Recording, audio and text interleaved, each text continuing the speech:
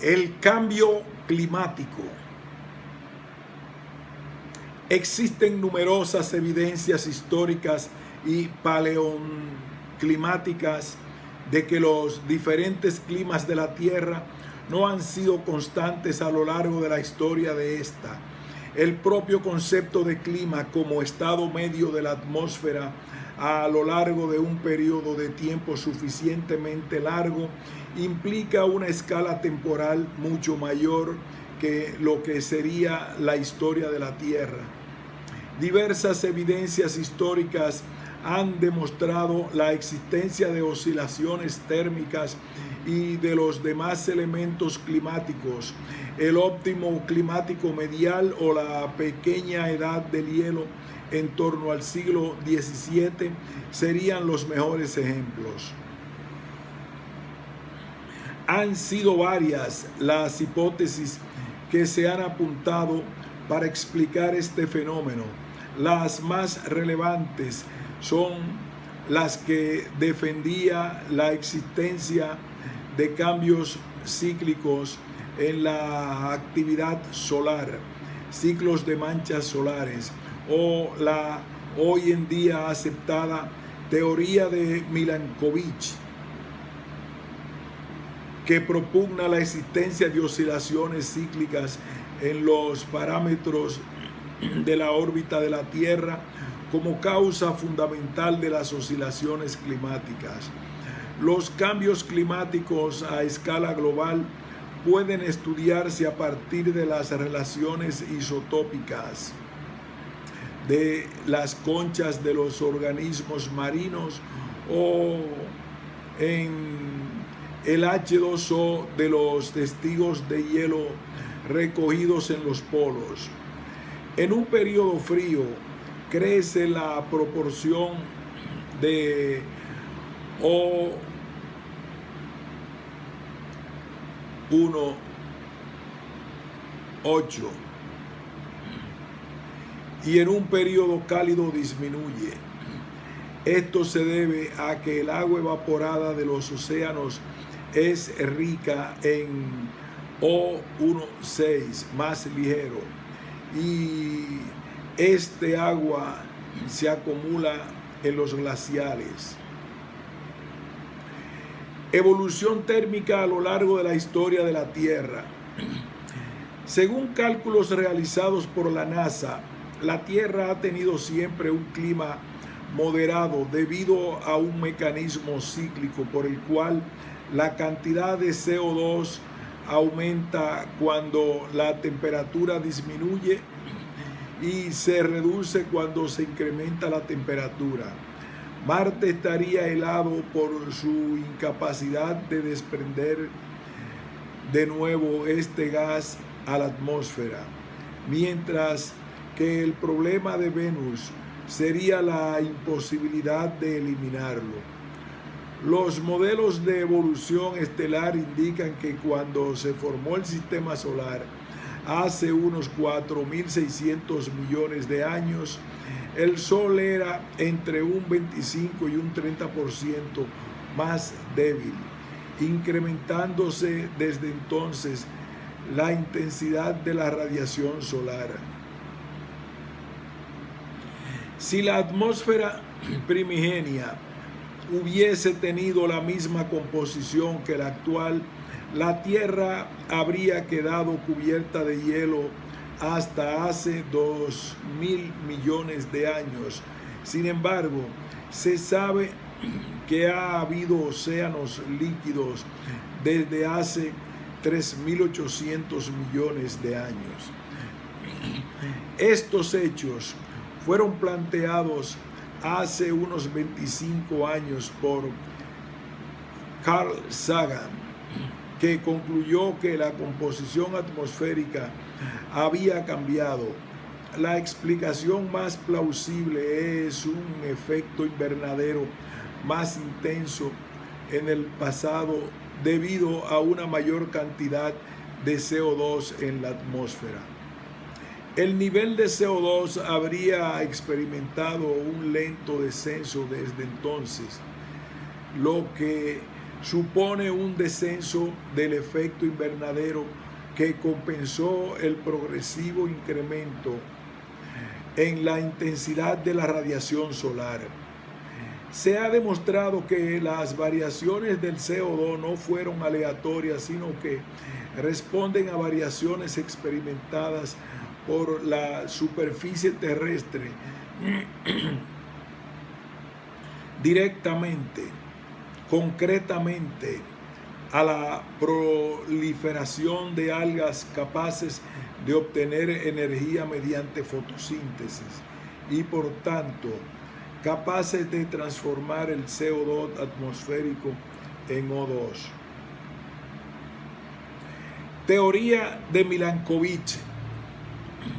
Esta gran tendencia climática que abarca toda la historia de la Tierra se yuxtapone a comportamientos cíclicos que actúan a menor escala temporal, periodos más cortos. Entre estos destacan los ciclos glaciales. Para explicar estas oscilaciones se ha estudiado la evolución de la actividad solar. Para explicar estas oscilaciones se ha estudiado la evolución de la actividad solar, de los ciclos de manchas solares, pero no parecen que los cambios en la energía emitida por el Sol sean lo suficientemente importantes como para introducir cambios en el clima terrestre de la magnitud de los observados. Entre las numerosas hipótesis para explicar los periodos glaciales, una de las más aceptadas es la teoría de Milankovitch, que afirma que las variaciones de una serie de magnitudes que rigen la órbita de la Tierra modifican el clima y alteran la cantidad de energía que la Tierra recibe, así como su distribución espacial y temporal.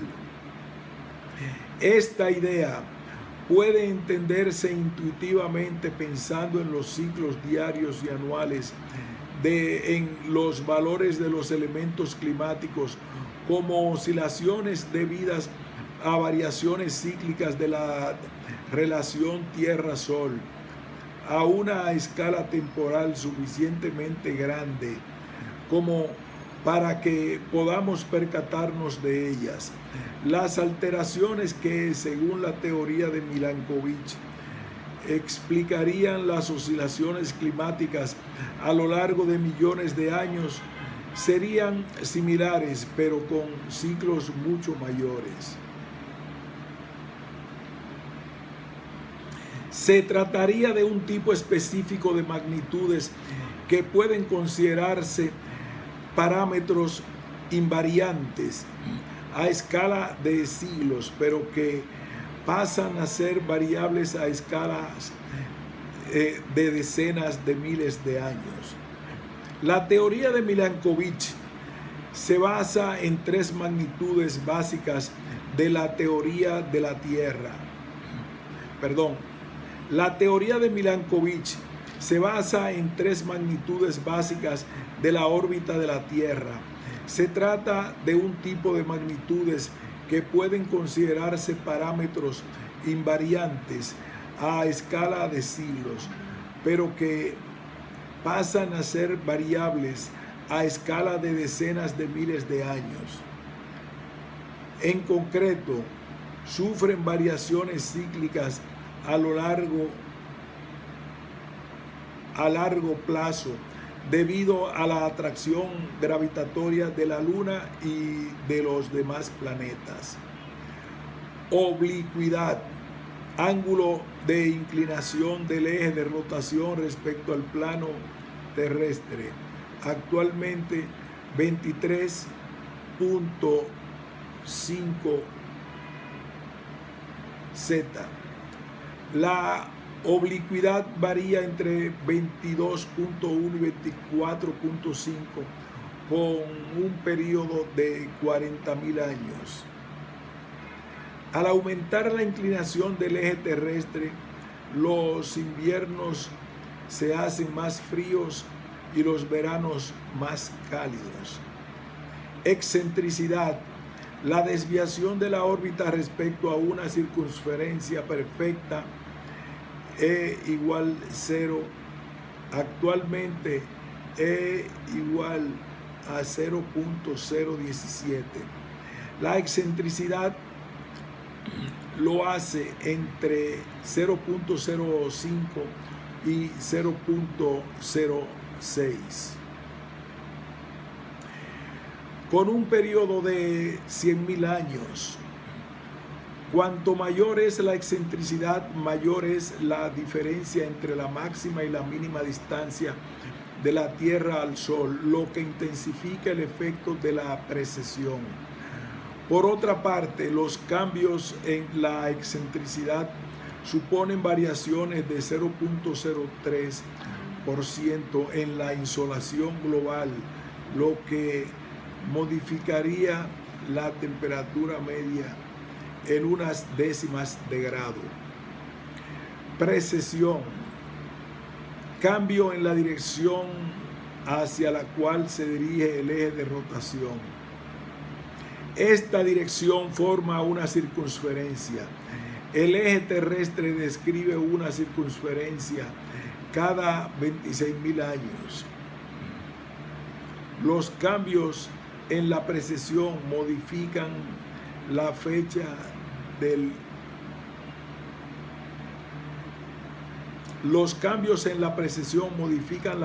perihelio, momento en que la Tierra se encuentra más cerca del Sol, lo que aumenta la intensidad de las estaciones en un hemisferio y las disminuye en el otro.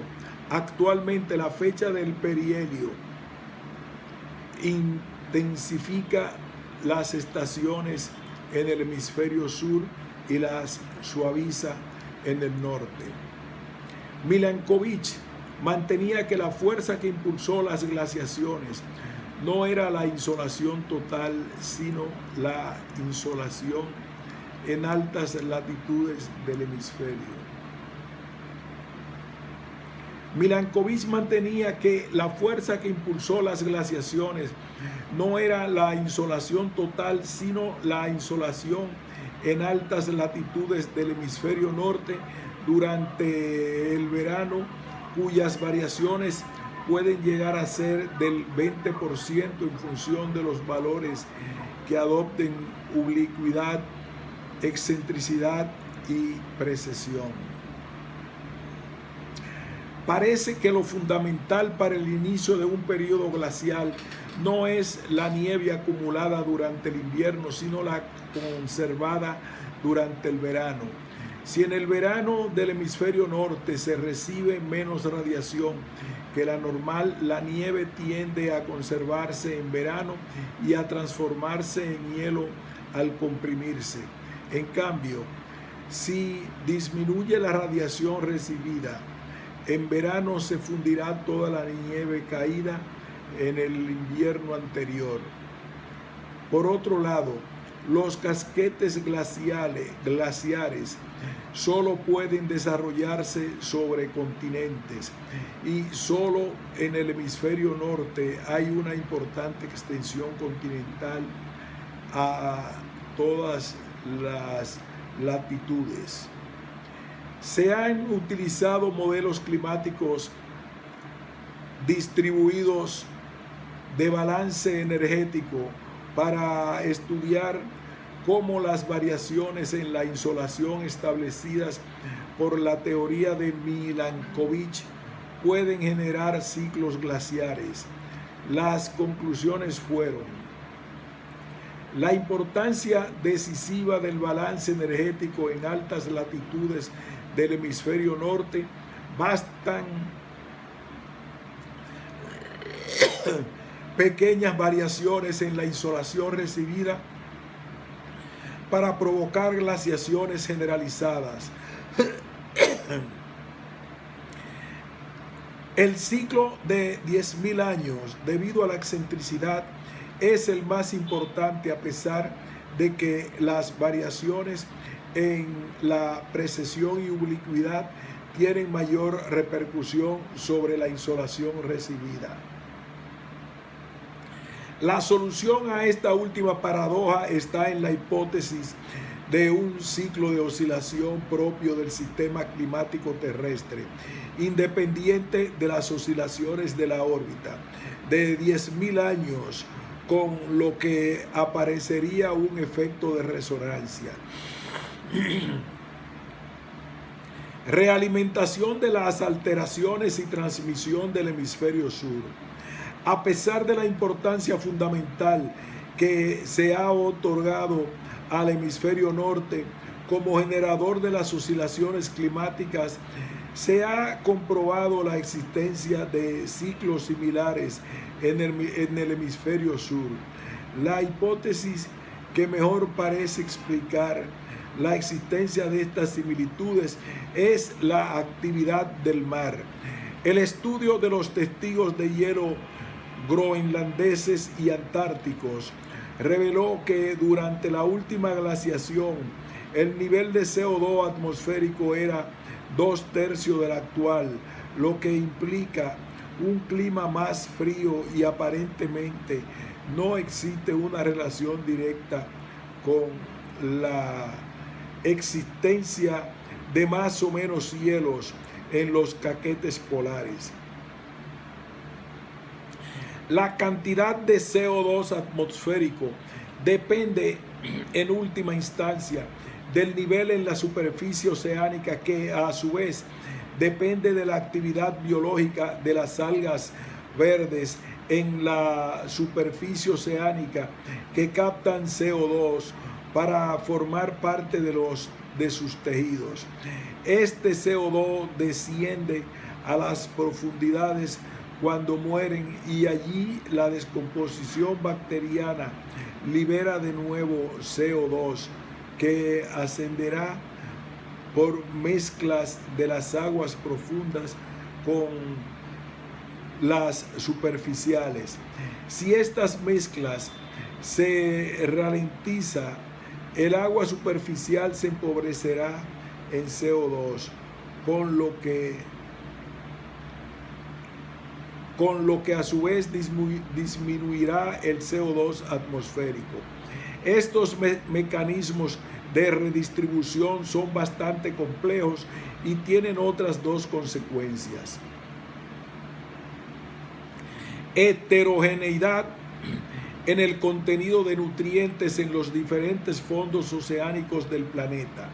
Las aguas profundas del Atlántico contienen solo la mitad de nutrientes que las aguas profundas del Pacífico y el Índico, lo que revela un recorrido del agua cerca de la superficie atlántica que la empobrece de nutrientes debido a la actividad biológica. Los seres vivos en la superficie marinas se alimentan de estos nutrientes. Aporte de calor hacia latitudes altas.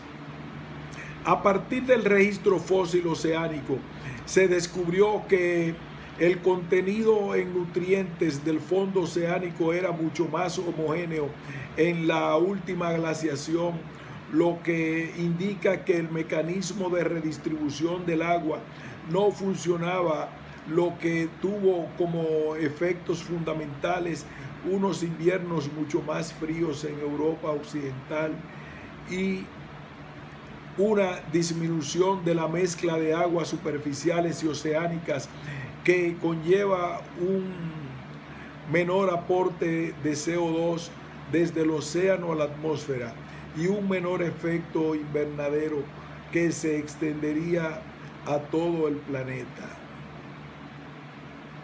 El inicio de la glaciación en el hemisferio norte por mecanismos basados en la teoría de Milankovitch parece generar un cambio en la circulación oceánica que contribuye en primer lugar a una reducción de la temperatura en todo el planeta.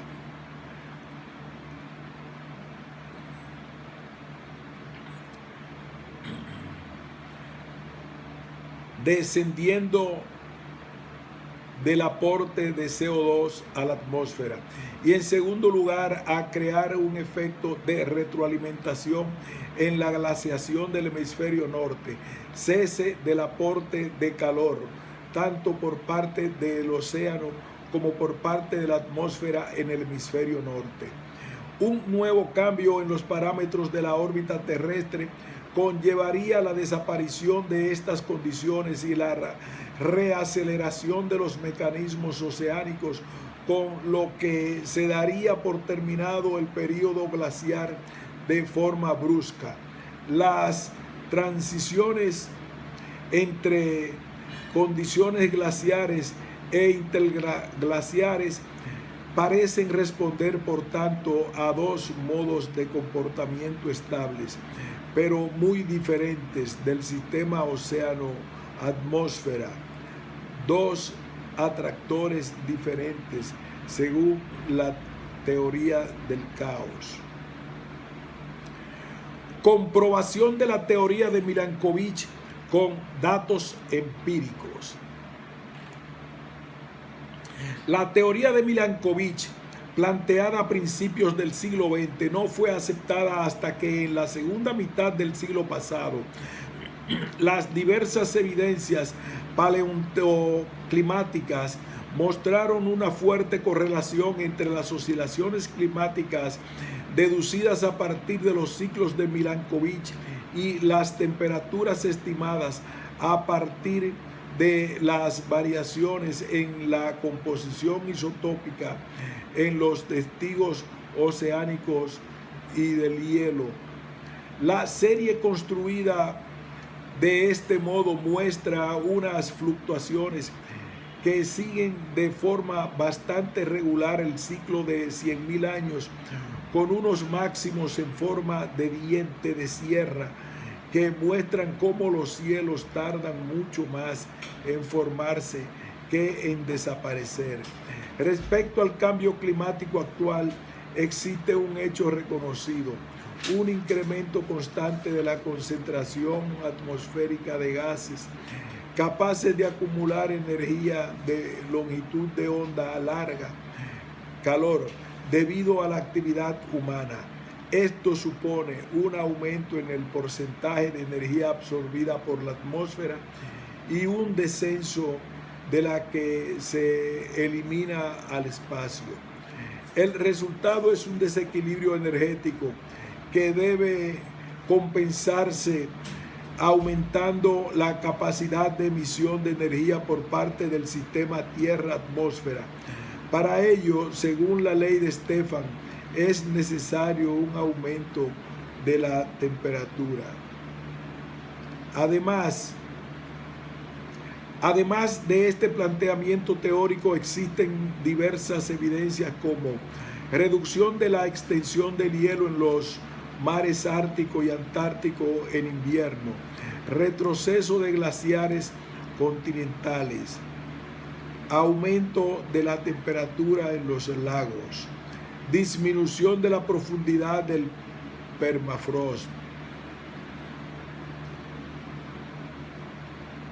Por otra parte, el estudio de testigos de hielo que permiten establecer las variaciones tanto en la temperatura como en la composición de la atmósfera muestran una clara correlación entre CO2, metano y temperatura. Sin embargo, las variaciones de temperatura resultan ser entre 5 y 14 veces más importantes que lo que cabría esperar por los cambios en la concentración de CO2. Esto sugiere la existencia de otros procesos de realimentación positiva. Un ejemplo de este tipo de procesos es que podemos suponer que el calentamiento va a suponer una aceleración del ciclo hidrológico y por tanto mayor humedad en la mayor parte del planeta. Este incremento en la temperatura y la humedad se traduciría, entre otras cosas, en un incremento de los procesos de biodegradación de la materia orgánica que producen CO2, condiciones aerobias y metano, condiciones anaerobias. No se sabe con certeza si el sistema terrestre será capaz de absorber unas alteraciones tan rápidas o si por el contrario llegará a sufrir cambios catastróficos e irrecuperables. Las alteraciones se están produciendo a un ritmo mucho mayor que otras anteriores en la historia de la Tierra. En todo caso, las consecuencias pueden ser bastante graves sobre la actividad humana, cuya capacidad productiva puede verse seriamente comprometida. Además, el problema real no va a ser el aumento de temperatura medio, sino las modificaciones que éste puede tener sobre la circulación general atmosférica y de este modo sobre los factores meteorológicos en todo el planeta. El mosaico climático planetario puede de este modo modificarse totalmente, con lo que ecosistemas y sociedades se encontrarán inadaptados a la nueva situación. Fin de este ensayo.